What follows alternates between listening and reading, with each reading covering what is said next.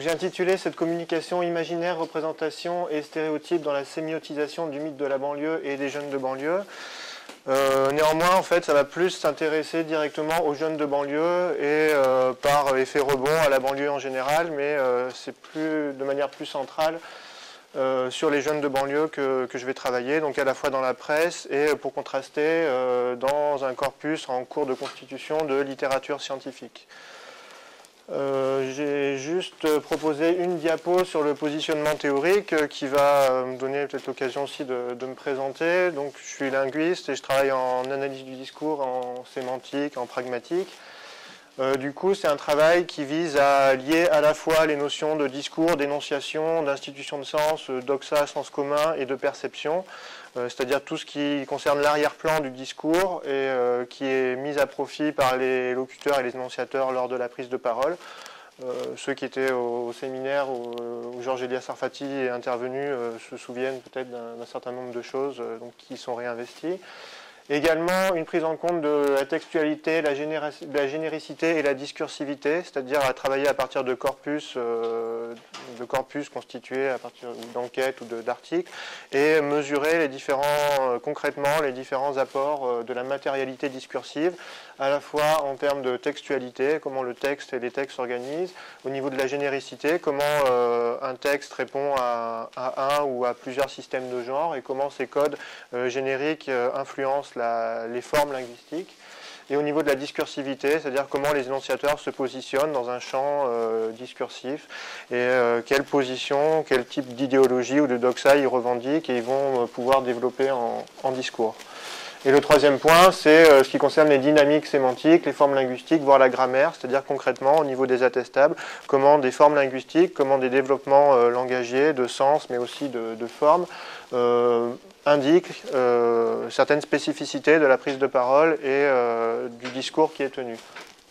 Donc c'est une théorie du discours qui est en prise avec les visées qu'il manifeste, et directement de manière argumentative, c'est-à-dire tenir un discours, c'est vouloir dire quelque chose sur quelque chose, à la suite notamment du Ducrot en Scombre, c'est-à-dire provoquer des enchaînements, des énoncés, des suites d'énoncés, donc pas simplement faire référer à quelque chose, mais dire quelque chose à propos de quelque chose, et les dynamiques qui sont à l'œuvre dans des corpus, donc ce que j'avais appelé objet discursif dans un premier ouvrage et dans un autre qui est sous évaluation sur la notion de visée discursive, c'est-à-dire plus directement de manière dynamique et énonciative, le fait que le discours anticipe sur l'impact qu'il va avoir et du coup toute sa matérialité n'a de cesse que d'anticiper sur ses réceptions et l'effet qu'il va produire.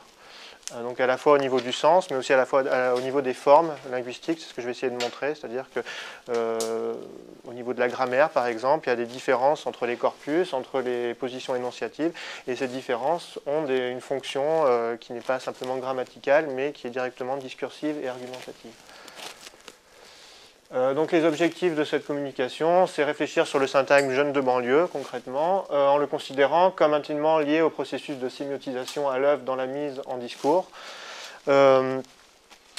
et comme intrinsèquement argumentatif et en prise directe sur l'énonciation et les visites discursives. Donc jeunes de banlieue ne référerait pas à une catégorie préexistante, identifiable, avec des traits stables, mais serait lors de chaque énonciation réutilisée, réinvestie, avec une certaine stabilité évidemment, mais dans le but de produire un discours particulier sur les jeunes de banlieue.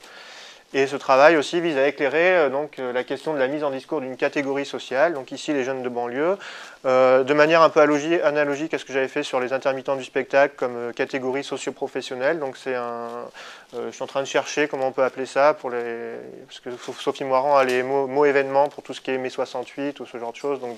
Et là je ne sais pas, en fait je cherche un concept pour essayer de stabiliser ça, à la fois des catégories sociales, socio-professionnelles. Je serai ouvert aux suggestions éventuellement.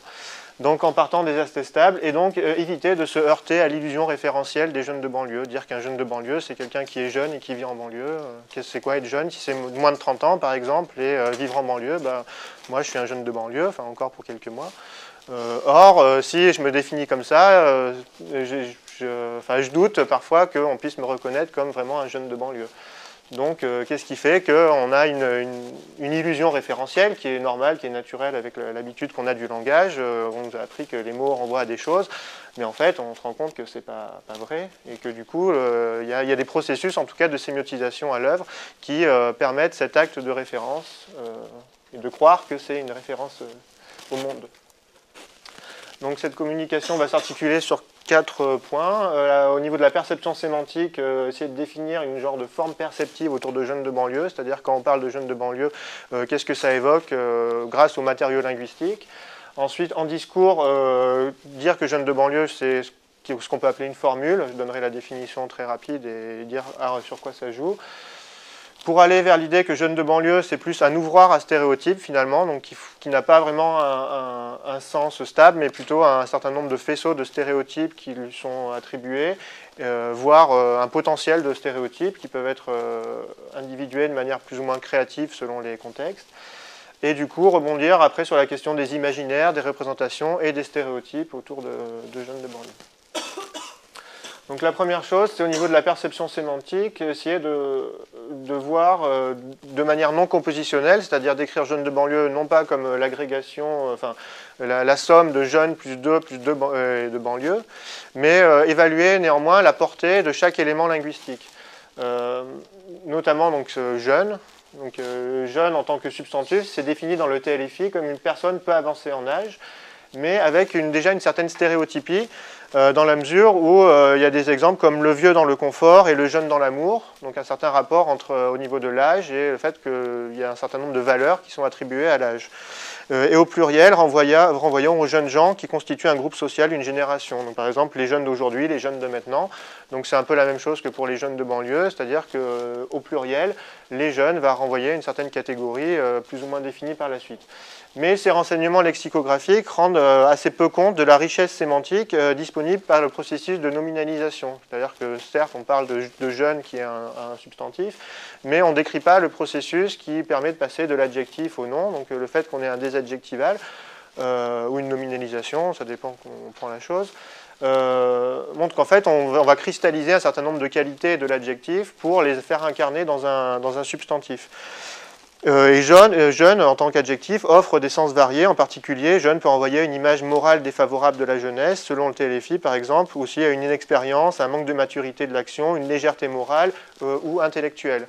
Donc le fait que ces qualités soient disponibles dans l'adjectif jeune vont pouvoir se transposer lorsqu'on va nominaliser. Et du coup, jeune ne va plus renvoyer, quand on dit un jeune, à une catégorie d'âge, mais éventuellement à la cristallisation de catégories. Et quand on dit bah, celui-là c'est un jeune, c'est parce qu'avant il a montré un comportement qui était léger, qui était insouciant, qui était digne de la jeunesse. Donc tout ça pour montrer qu'en fait, déjà quand on part du mot jeune, il y a toute une série de stéréotypes qui vont potentiellement être présents par l'usage du nom jeune.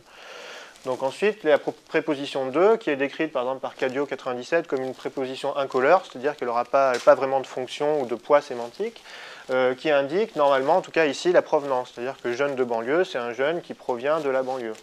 Mais en fait, on peut s'interroger sur son rôle dans la mise en discours et on a en fait souvent un fonctionnement plus riche où on peut lier à la fois les sens relevant de l'appartenance, effectivement, mais aussi de la composition, c'est-à-dire que les jeunes de banlieue, parfois, c'est les jeunes qui composent la banlieue ou qui y appartiennent en tout cas. Donc un rapport plus complexe que la simple origine, mais qui est aussi le fait de constituer un environnement. Jeunes de banlieue, c'est ceux qui constituent la banlieue ou qui éventuellement, qui de manière encore plus intense, peut-être qui vont la composer, donc qui vont en créer la réalité.